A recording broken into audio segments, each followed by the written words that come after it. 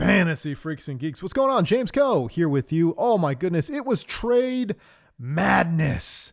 All right, maybe I'm overstating it just a little bit. It wasn't madness, but we did get some trades, so it's exciting to talk about some of the trickle-down effect and what the fantasy implications might be on these various trades that we saw around the NFL. We're going to start with Dallas, America's team, baby.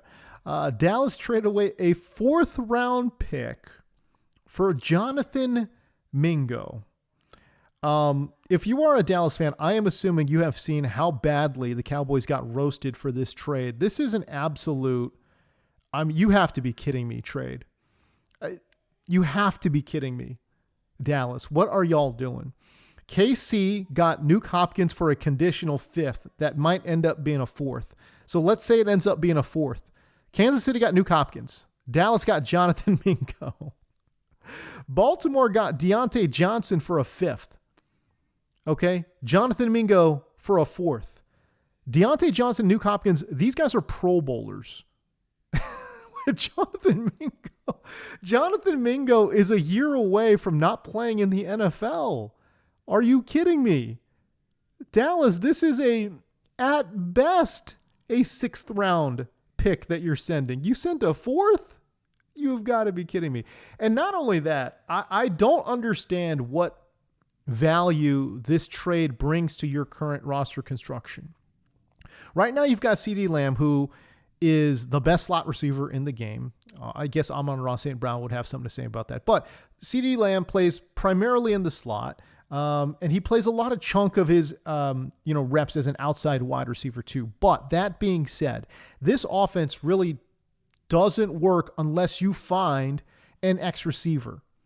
Right? You've got Brandon Cooks, who is an older player, was on IR. And when he comes back, how much effectiveness will he have? I don't know.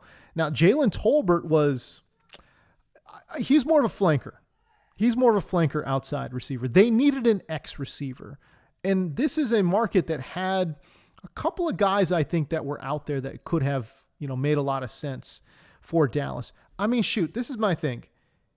If Baltimore got Deontay Johnson for a 4th round pick, why couldn't Dallas have sent that 4th round pick and made it a little bit, maybe a little bit more enticing to go get Deontay Johnson? I don't know. You throw in a 5th, maybe a 4th. How about a 4th and a 6th?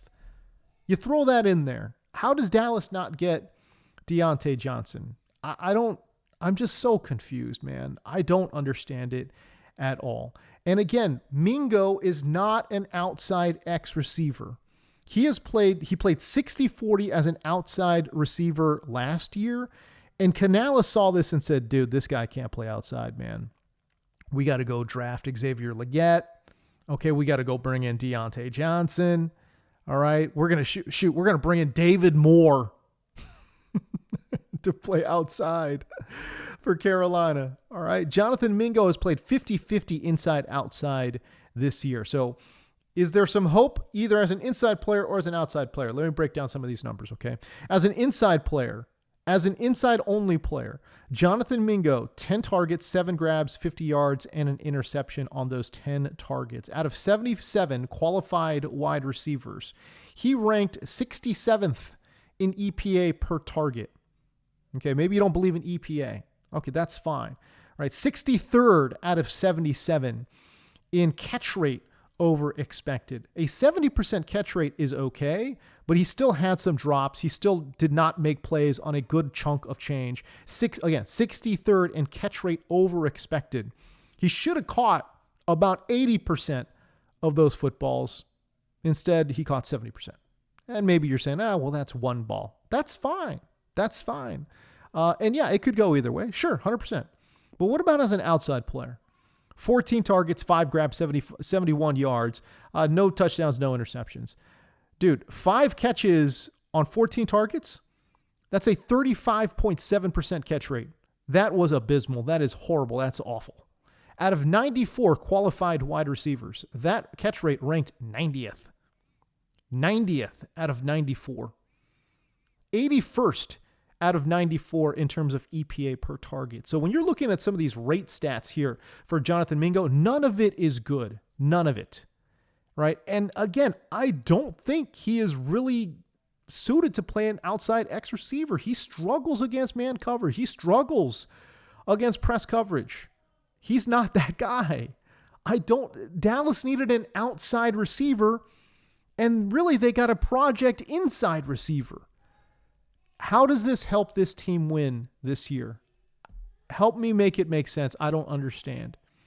At best, he's a project inside wide receiver that maybe you're gearing up for next year. Maybe. I don't know, man. What a bizarre trade from Dallas. First of all, to give up a fourth for a guy that could legitimately be out of the league next year, or certainly in 2 years, right? And then on top of that, he doesn't even fill a need. I'm so confused, man. I'm so confused. Anyways, the Steelers traded for Mike Williams to play outside opposite of George Pickens. They traded away a 5th rounder. Again, let me reiterate. They traded away a 5th round pick for Mike Williams. Shoot, Mike Williams. My God, Mike Williams would have been a much better fit for Dallas than Jonathan Mingo. That's what's crazy. And they could have gave away less. I mean, shoot, if you're going to overpay, at least overpay for Mike Williams. That's unreal. He has not had a good year. I get that. But certainly I think you can blame injury recovery for a big chunk of that. And obviously team dysfunction goes a long way as well. Right? But he's getting healthier. I think he's looked a little bit better over the last couple of games here. Maybe that injury recovery part is now behind him and now he's ready to go. Man, that is tough. When you've got Mike Williams out there that got traded for a 5th rounder and you go and bring in Jonathan Mingo, man, what is Dallas doing? That is crazy to me. Okay, now as an outside wide receiver, Mike Williams, 16 targets, 8 grabs, 105 in terms of yardage. So a 50% catch rate. That was tied for 72nd out of 94 in terms of completion percentage. 71st out of 94 in terms of EPA per target. So really not that much better than Jonathan Mingo if we're talking about EPA per target. Obviously significantly better in terms of completion rate, but it's still a small sample size. However you want to break that up, fine. But the fact of the matter is that was a horrible trade for Dallas. And this actually is a pretty decent trade, I think, for the Steelers to just trade away a 5th round pick to add a little bit of depth that they needed at the wide receiver position. I don't think Van Jefferson has played bad, guys. I mean, again, if you take a look at this guy's stats as an outside wide receiver, he's outplaying Mike Williams just straight up, right? We're talking about 10 grabs on 14 targets for 114 yards as an exclusively outside wide receiver. That's a 71% catch rate. That's pretty good. A 95.5 passer rating as an outside receiver. Slightly below average, but not too bad. 57th out of 94 receivers in terms of EPA per target. Again, there's no way to go around. Van Jefferson just hasn't played bad. Now, I think it's smart for them to go add a different wide receiver. Now, can I say this in regards to Mike Williams? George Pickens, they are taking off of the field generally in 2 wide receiver sets. So anytime Pittsburgh wants to show run, right, they're taking George Pickens off of the football field because this is Arthur Smith, galaxy braining this bad boy, right, and saying, well, if we take him off the field, it's going to really show like we're going to run. Which is so stupid and dumb. I get that George Pickens doesn't give you good effort on run plays. I get it. I understand. He doesn't. I actually went through the tape, and no, he does not give you good effort on run plays. So they bring in Mike Williams, right? So it's going to be Mike Williams and Van Jefferson as your 2 outside wide receivers. Because I will say this, Mike Williams does tend to get after it a little bit in the run game, right? So this deal makes a lot of sense, I think, for Pittsburgh. They wanted a wide receiver that can do some run blocking. I think they found that in Mike Williams, and they gave up almost nothing to bring in his services. Good trade for Pittsburgh, I think, for sure. Okay.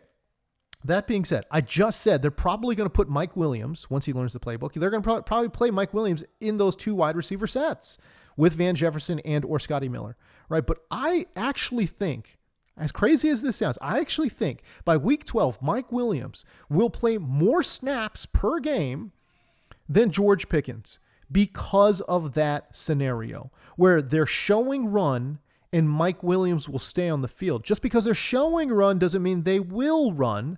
Again, as I mentioned, Van Jefferson gets a lot of his targets when they're showing run and they go play action and they throw the wide receiver. So Mike Williams playing in that role is interesting to me. A play action wide receiver that all you got to do is say, pretend to block for a second and then run that 9 route. Shoot, that's Mike Williams in a nutshell, baby. Let's go. I think he will be worth an ad. He's probably not worth an ad right this second because, again, he's brand new. He's got to learn the playbook, all of those things, right? So that makes sense. But don't be surprised if by week 12, Mike Williams starts to be on the field more than George Pickens and does produce some viable fantasy weeks. I think Mike Williams is an interesting deep bench stash if you want to go that route. Hey, Marshawn Lattimore got traded to Washington for what is essentially a third and a fourth. There's some other moving parts in there, but a third and a fourth for Marshawn Lattimore. You know, I think this is a good trade for both teams, to be honest with you. It's an excellent haul for New Orleans. I mean, it's a great haul for New Orleans, considering Lattimore's 28 years old. And I don't know. I mean, again, I'm not a cornerback expert, but I think that his best days are behind him. I think we're seeing a declining player here. So to get a third and a fourth for Marshawn Lattimore, I think that's pretty good. Now, that being said, Washington, they're loading up. And I think that makes sense too, right? The NFC East and the NFC in general is just wide open. Dallas has got Dak Prescott on IR. CeeDee Lamb's hurt, right? Philadelphia is very vulnerable, and who cares about New York? The Giants, they stink. Okay, so the East is wide open, and the NFC in general is wide open. If they could string a couple games together now, I mean, shoot, they're in the driver's seat for a 1 or 2 seed, as crazy as that sounds. So load up right now. And when you talk about Dan Quinn, listen, Dan Quinn has absolutely improved this defense. I almost said transformed. Not quite transformed, but he's definitely improved Washington's secondary for sure. First couple of weeks of the season, they were atrocious, one of the worst in the NFL, right? But they have certainly improved more to they're more like slightly below average right now, but certainly in line, I think, with like closer to league average, right? But you want a big physical corner working with a Dan Quinn system. So I think getting Marshawn Lattimore certainly helps them a lot this year. If his health is right, we got to see if his health is right. I think he'll magically heal up. I think he'll be one of these guys that takes the Senzu bean and magically heals up. And I think he will play well in this Dan Quinn system. So I think it's a good trade for both sides. And I do think from a fantasy perspective, you do have to uptick Washington's defense just a little bit. This is not a team I think that you can really pick on, especially in the secondary. Early part of this year, if you saw Washington on the slate, you're playing your wide receivers, period. You're playing your quarterback, period, against Washington. That's not necessarily the case right now. Again, slightly below average, but you add Marshawn Lattimore into the mix, I think they're just just in line with league average, right? So your guys going against Washington are not auto starts. That's why I bring it up for this fantasy trade. In terms of this fantasy podcast. All right, Cincinnati traded a 7th round pick for Khalil Herbert. This after they put Zach Moss on IR with his neck injury. Look, I like Herbert a lot, but there's just no way around this. This solidifies Chase Brown as their unquestioned starter. Again, I like Herbert. I think Herbert is a good player. He is a good back. But he's joining a Cincinnati team that is past the halfway point right now. It's going to take him a couple of weeks to get ramped up with the playbook, to get some of the nuances in terms of what does Burrow like coming out of the backfield as a pass catcher? What does Burrow like in regards to picking up the blitz in the pass blocking schemes, right? Herbert's got to get in there and learn that side of it. And I think that's going to take, at a minimum, a couple of weeks. It might take 3 or 4. Who knows? Right? But I will say this. From a fantasy perspective, Chase Brown, unquestioned starter. Man, this guy's borderline top 12 running back moving forward. That's probably aggressive. But certainly a top 20 guy now moving forward. For sure, 100%. No question. right? They're going to work in Travion Williams as well. But that being said, I do think that Herbert becomes a bit of a handcuff. Now, is he a must add? No, he's not a must add. But in competitive leagues, yeah, you want to add this guy for sure. Because again, he's a Chase Brown injury away from being the lead back of a good offense. These are the players that you want. These are exactly the kind of players that you want. All right, from the Chicago side, I don't think anything really changes, right? The Bears were already relying heavily on DeAndre Swift, and they had been sprinkling in just a little bit of Roshan Johnson. I mean, shoot, Khalil Herbert had only 10 touches all year long. Only 10.